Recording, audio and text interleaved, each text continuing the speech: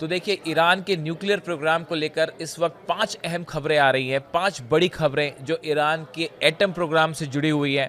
देखिए, इस समय पूरे ईरान में एक बड़ी डिबेट छिड़ी हुई है, बड़ी बहस चल रही है। क्या ईरान को फ़ौरन एटम बम का परीक्षण करना चाहिए? क्या ईरान को न्यूक्लियर टेस्ट करना चाहिए? कुछ लोग इसके फेवर में हैं और कुछ लोग नहीं भी हैं, और साथ ही ये भी कहा जा रहा है कि ईरान को अब जल्दी खुद को एक न्यूक्लियर स्टेट घोषित कर देना चाहिए। इसी बीच इस समय 5 अहम खबरें हैं जो ईरान के न्यूक्लियर प्रोग्राम से जुड़ी हुई आ रही हैं। सबसे पहली खबर तो देखिए ये है कि इस वक्त जिनेवा में ईरान और जर्मनी, ब्रिटेन, फ्रांस और यूरोपियन यूनियन के बीच में ईरान के न्यूक्लियर प्रोग्राम को लेकर बातचीत शुरू हो चुकी है। ये बातचीत डिप्टी फॉरेन मिनिस्टर्स के लेवल पे हो रही है, जो कि जिनेवा पे हो रही है, जिसमें ईरान के न्यूक्लियर प्रोग्राम को लेकर यूरोपीय देशों के साथ ईरान ने बातचीत फिर से शुरू कर दी है। पहली खबर देखिए, पिछली जो बातचीत हुई थी वो इस्तांबुल में हुई थी 25 जुलाई को, जिसमें यूरोपियन कंट्रीज शामिल थी और ईरान के रिप्रेजेंटेटिव शामिल थे, अब्बास अरागची साहब शामिल थे।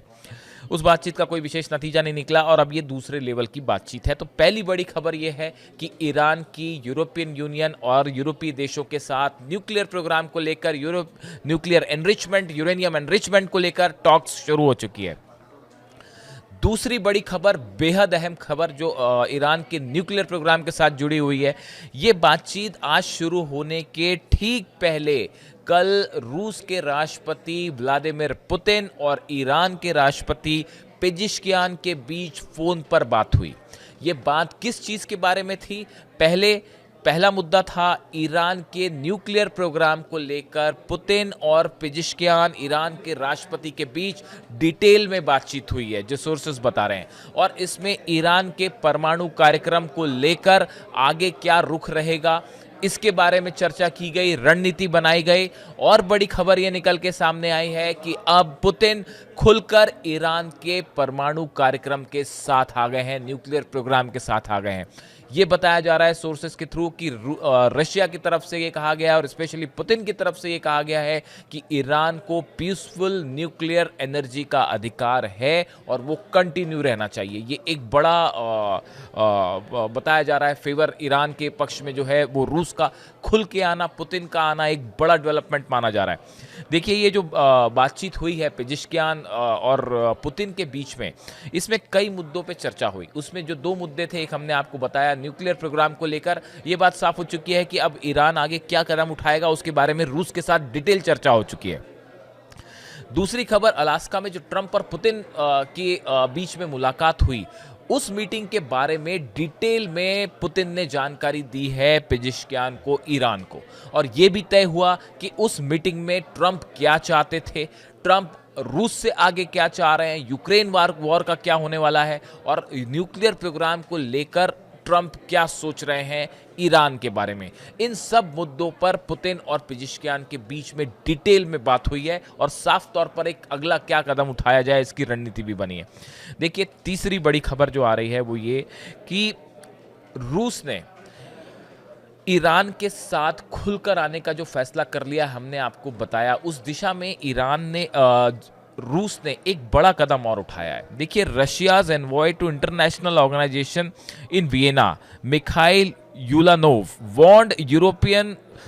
warned Europe over Iran's nuclear program. He said that the European countries like Britain, France, Germany can't invoke snapback mechanism against Iran as the deadline is ending on August 31st. जो रूस के प्रतिनिधि हैं Vienna में, Mikhail, इनकी तरफ से ये कहा गया है कि तीनों कंट्रीज ब्रिटेन, फ्रांस और जर्मनी ईरान पर स्नैपबैक सैंक्शन नहीं लगा सकते। रूस ने उसका खुद कर विरोध किया है। देखिए, 31 तारीख लास्ट डेट आ रही है, जिसके पहले कहा गया था कि ईरान अगर समझौता नहीं करता है तो हम उसमें फिर से यूनाइटेड नेशंस के जितने सैंक्शंस हैं उसके लिए टर्म यूज होती है स्नैपबैक सैंक्शंस, वो पूरे फिर से लगा दिए जाएंगे। इसका रूस ने खुलकर विरोध किया है। इतना ही नहीं, Russia has circulated a UN security council draft resolution to extend the implementation period of resolution 2231 by 6 months in a bid to postpone the looming sanctions on Iran under the resolution snapback mechanism.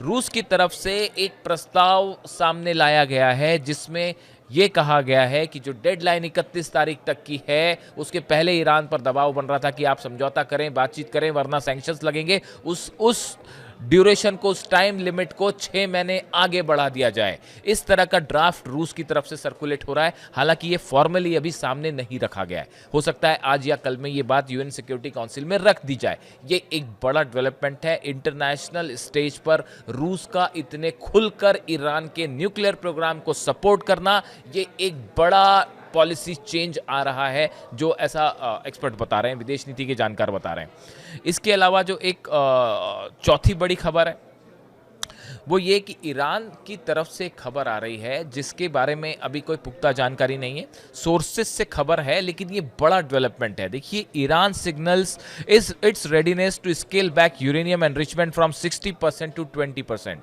देखिए, ये कहा जा रहा था शुरू से कि Iran का जो एनरिच्ड यूरेनियम है, ये 60% तक जो है इसका एनरिचमेंट हो चुका है।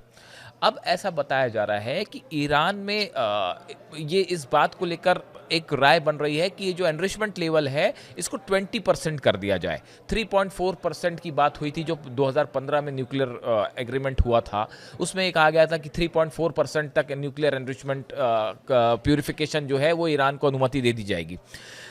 लेकिन जैसा दावे किए गए कि वो 60% तक एनरिच्ड यूरेनियम पहुंच गया ईरान के पास। अब ईरान इस बात के लिए, कुछ लोग उसमें राजी होते दिखाई दे रहे हैं कि ये जो प्यूरिफिकेशन लेवल है, ये इसको हम 60% से 20% करने के लिए तैयार हैं, ताकि किसी तरह के सैंक्शंस ना लगें। ये फैसला ऐसा बताया जाता है कि अली लारिजानी साहब जो हैं, जो सिक्योरिटी काउंसिल है इनके सेक्रेटरी हैं, जो हाल ही में बनाए गए हैं, इनकी अध्यक्षता में एक बड़ा बैठक हुई, बड़ी प्लानिंग हुई, जिसमें ये बात तय की गई कि हम अपना एनरिचमेंट लेवल 60% से 20% करने को रेडी हैं, बशर्ते सब सैंक्शंस ईरान के ऊपर से हटाए जाए। हालांकि ये बात भी यूरोपियन कंट्रीज़ को मंजूर होगी कि नहीं, ये बात भी ट्रंप को और अमेरिका को मंजूर होगी कि नहीं, सबसे बड़ी बात विटकॉफ को मंजूर होगी कि नहीं, ये एक बड़ा इसमें सवाल है कि 20% से क्या रेडी हो जाएगा अमेरिका और मानेंगे यूरोप। इसकी संभावना वैसे बहुत ही कम है, लेकिन फिर भी। तो अब इन हालात में देखिए, कई इंटरनेशनल पेपर्स हैं जिन्होंने इसका जिक्र किया है कि इस तरह की खबर है वहाँ से कि 20% और 60% वाली बात जो है। इसके साथ ही जो है एक बड़ी खबर, जो पांचवी खबर की हम जो बात कर रहे हैं, अली खामेनी साहब की तरफ से एक बार फिर ये क्लियर कट संदेश है अपने सभी जनरल्स को कि अमेरिका से सीधी कोई बात ना की जाए। ईरान में भी देखिए कई इस मुद्दे को लेकर, एटम बम परीक्षण को लेकर, न्यूक्लियर एनरिचमेंट को लेकर कई अलग अलग तरह की राय है, और बड़ी स्वाभाविक सी बात है, किसी भी विकासशील देश में जो तेजी से विकास करना चाहता है उसमें हर पक्ष को अपनी राय रखने की अनुमति होनी चाहिए। तो ये ईरान का एक बहुत ही सेटअप है ऐसा, जिसमें पहले भी ये बात सामने आई है कि हर व्यक्ति जो है इस पर अपनी राय रखता है, एक बाकायदा अपनी राय रखी जाती है, वो सिक्योरिटी काउंसिल में जाती है, फिर उसमें फैसला होता है और वो फिर अली खामेनी साहब के सामने रखी जाती है। तो देखिए, एक फ्रैक्शन ऐसा है जो ये कह रहा है कि अमेरिका के साथ कोई बातचीत करने की जरूरत नहीं है, अमेरिका पे विश्वास करने की बिल्कुल जरूरत नहीं है, और न्यूक्लियर प्रोग्राम जैसा चल रहा है वैसा ही चलता रहे। तो अब इसमें किस बात को लेकर सहमति बनती है, ये देखने वाली बात होगी। यानी 5 बड़ी खबरें हैं। देखिए, जिनेवा में बातचीत शुरू हो चुकी है न्यूक्लियर प्रोग्राम को लेकर, पुतिन और पेजेश्कियान के बीच बातचीत हुई है। दूसरी बड़ी खबर, पुतिन और रूस खुलकर ईरान के साथ आ गए हैं। अब न्यूक्लियर प्रोग्राम का जहां तक सवाल है, ईरान अपने यूरेनियम एनरिचमेंट का लेवल कम करने को भी तैयार होता दिख रहा है, ऐसा कुछ सोर्सेज से खबर है। चौथी बड़ी खबर और पांचवी एक बड़ा धड़ा ये चाह रहा है ईरान का कि किसी तरह की कोई बातचीत नहीं होगी, सीधा आप न्यूक्लियर प्रोग्राम को आगे बढ़ाइए, कोई टॉक्स करने की जरूरत नहीं है। तो ये 5 बड़ी खबरें इस समय की ईरान के न्यूक्लियर प्रोग्राम को लेकर आ रही हैं। अब सबकी नज़र है जिनेवा पे कि जिनेवा में यूरोपियन कंट्रीज़ के साथ टॉक्स के बाद इसका नतीजा क्या निकलता है, क्या कुछ नतीजा निकलता भी है या नहीं, और ये डिसाइड करेगा मिडिल ईस्ट में मामला किस तरफ आगे बढ़ता है। क्या फिर से एक बार जंग होगी, ये बड़े सवाल।